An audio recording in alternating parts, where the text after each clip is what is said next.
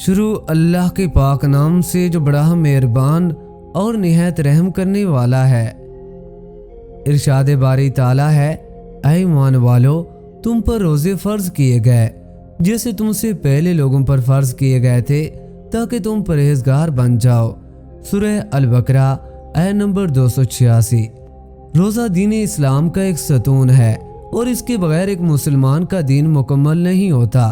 محترم ناظرین، اس ویڈیو میں بتایا جائے گا کہ وہ کون سے 9 لوگ ہیں کہ اگر وہ روزہ نہ رکھیں تو انہیں کچھ بھی گناہ نہیں ہوگا۔ یعنی ان 9 لوگوں کو رمضان میں روزہ نہ رکھنے پر چھوٹ ہے۔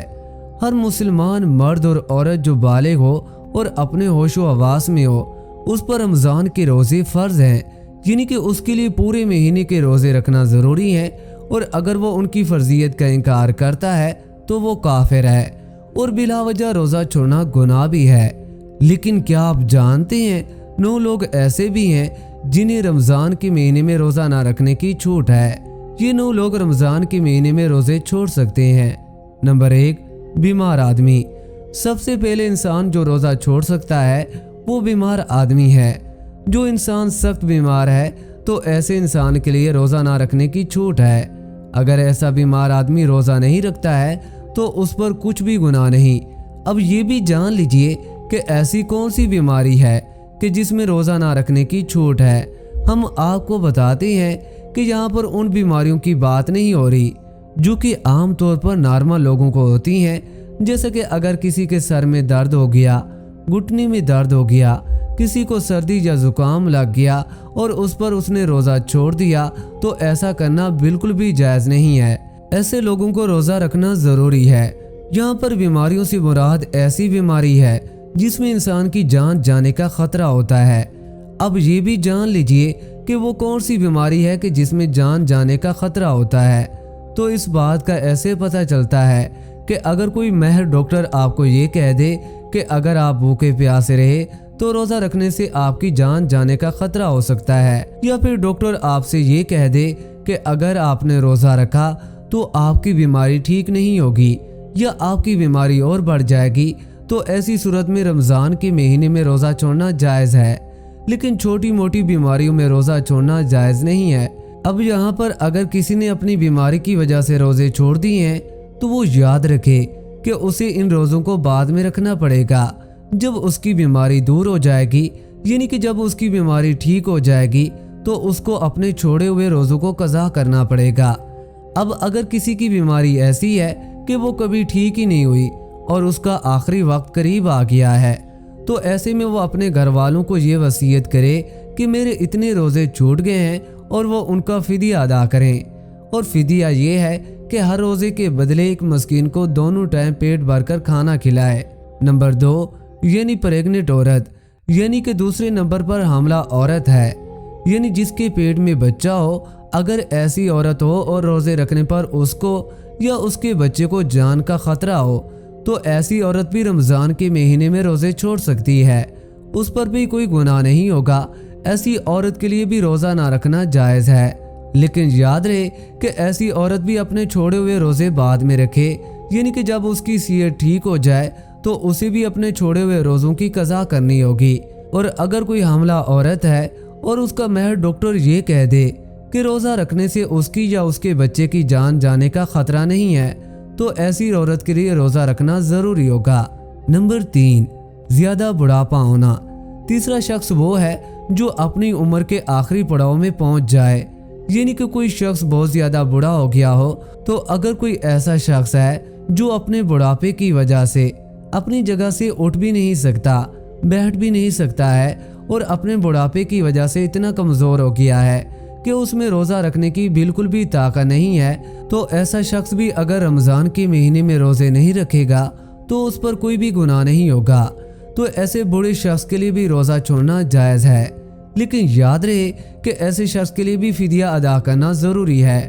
پھر اگر ایسے شخص میں بعد میں اتنی طاقت آ جائے کہ وہ اپنے آپ کو تندرست محسوس کرے تو اس کو چاہیے کہ اپنے چھوڑے ہوئے روزے بعد میں رکھ لے اور ان کی قضا کرے۔ لیکن اگر کوئی شخص اپنے بڑھاپے کی وجہ سے اتنا کمزور ہو گیا ہے کہ اسے اپنے ٹھیک اور صحت مند ہونے کی کوئی امید ہی نہیں ہے تو اس کے لیے روزے معاف ہیں، لیکن اسے بھی اپنے ہر روزے کے بدلے میں فدیہ دینا پڑے گا، اور فدیہ یہی ہے کہ اپنے ہر روزے کے بدلے ایک مسکین کو پیٹ بھر کر 2 وقت کا کھانا کھلانا ہوگا۔ نمبر 4، دودھ پلانے والی عورت۔ یہاں یہ بات بھی واضح کر دیں، پہلے زمانوں میں ایسی عورتیں ہوا کرتی تھیں جو لوگوں کے بچوں کو دودھ پلانے کا کام کیا کرتی تھیں۔ وہ لوگوں کے بچوں کو اپنے ساتھ لے جایا کرتی تھیں اور 2 یا 2.5 سال کے لیے اس بچے کو دودھ پلایا کرتی تھیں، اور انہیں دئیاں کہا جاتا تھا۔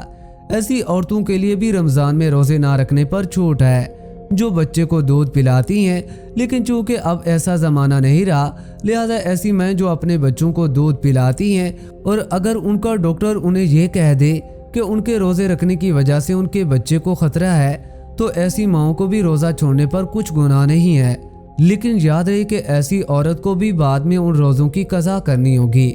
نمبر 5، پاگل یا دیوانہ شخص، یعنی 5واں شخص وہ ہے جس کا ذہنی توازن خراب ہو چکا ہو اور وہ پاگل یا دیوانہ ہو چکا ہو اور اپنے آپے سے باہر ہو چکا ہو، جو بہکی باتیں کرتا ہو، جو اچانک بے ہوش ہو جاتا ہو، تو ایسے لوگوں کو بھی روزہ چھوڑنا جائز ہے۔ یعنی کہ اگر ایسا شخص بھی روزہ نہ رکھے تو اس پر کوئی بھی گناہ نہیں ہوگا، لیکن ایسے شخص کو بھی چاہیے کہ بعد میں جب وہ ٹھیک ہو جائے تو اپنے چھوڑے ہوئے روزوں کو قضا کر لے۔ نمبر 6، حیض و نفاس والی عورتیں،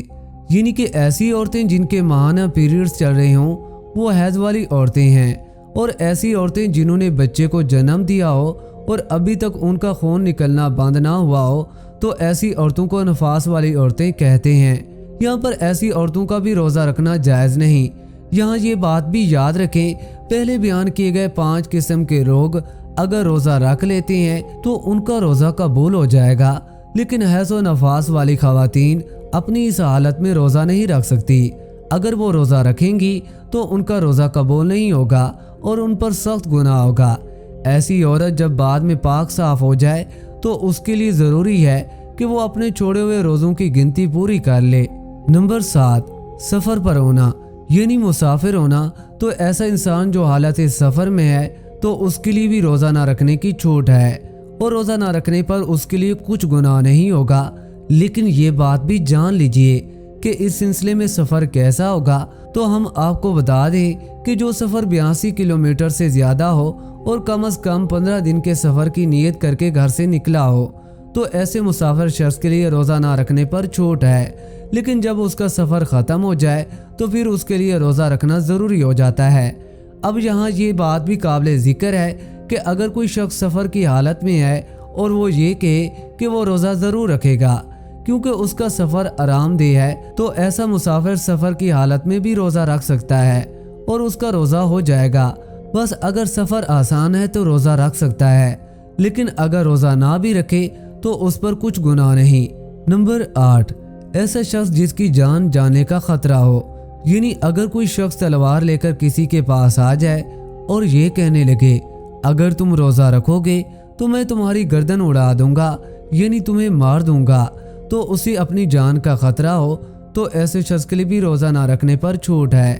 لیکن یاد رہے کہ ایسے شخص کے لیے جب وہ ایسی صورتحال سے باہر نکل جائے تو اس کی جان کو کوئی خطرہ نہ ہو، تو بعد میں اس پر اپنے چھوڑے ہوئے روزوں کی قضا لازم ہو جائے گی اور اسے بعد میں اپنے چھوڑے ہوئے روزے رکھنا پڑیں گے۔ نمبر 9، نابالغ بچہ، یعنی کہ جیسا کہ ہم یہ سب جانتے ہیں کہ روزہ ہر بالغ انسان پر فرض ہے جو اپنے ہوش و حواس میں ہو، اسی طرح روزہ نابالغ بچے پر فرض نہیں ہے۔